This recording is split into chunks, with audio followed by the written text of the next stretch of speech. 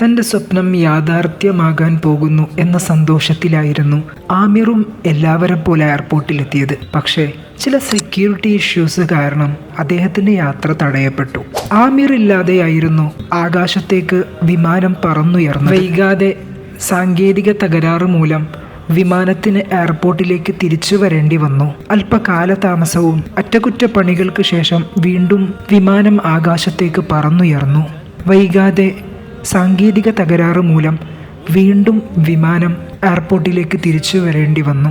എന്തോ പ്രത്യേക കാരണത്തിനാണ് ഇങ്ങനെ സംഭവിക്കുന്നത് എന്ന് ശങ്കിച്ച പൈലറ്റ് ആമിർ ഇല്ലാതെ ഇനി ഞാൻ ഫ്ലൈറ്റ് ആകാശത്തിലൂടെ പറത്തുകയില്ലെന്ന് പ്രഖ്യാപിച്ചു. അവസാനം ആമിറും ആ ഫ്ലൈറ്റിൽ കയറി. അവരെല്ലാം സുരക്ഷിതമായി ലക്ഷ്യസ്ഥാനത്തിലേക്ക് എത്തി. വമൻ യതവക്കൽ അലല്ലാഹി ഫഹുവ ഹസ്ബുഹ്. ഒരാൾ അല്ലാഹുവിങ്കൽ എല്ലാം ഭരമേൽപ്പിച്ചാൽ അവന് അല്ലാഹു തന്നെ മതി.